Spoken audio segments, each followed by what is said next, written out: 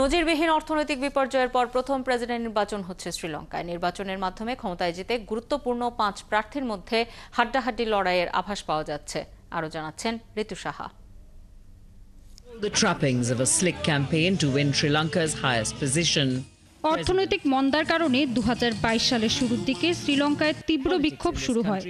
এর এক পর্যায়ে সেই বছরের মে মাসে হাজার হাজার মানুষ সাবেক প্রেসিডেন্ট গোতাবায়া রাজাপাকসের বাসভবনে ঢুকে পড়ে।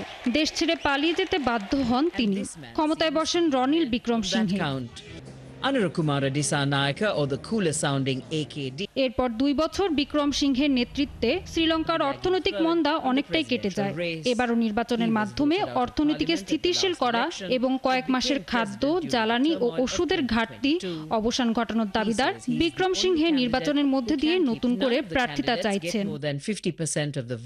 বিক্রমসিংহে 2022 সালে সরকারের খেলাপি হওয়ার পর চীন সহ দ্বিপাক্ষিক ঋণদাতাদের সাথে শ্রীলঙ্কার 46 বিলিয়ন ডলারের বিদেশি ঋণ পুনর্গঠনের সাফল্য অর্জন করেন। তবে তার কর বৃদ্ধি ও উদার ইউটিলিটি ভর্তুকি প্রত্যাহার নীতির জন্য সমালোচিত হতে হয়েছে।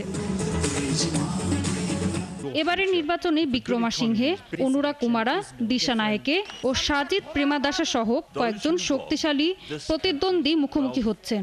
আর দিশানায়েকে তার সহিংস রাজনীতির জন্য সমালোচিত হতে হয়েছে।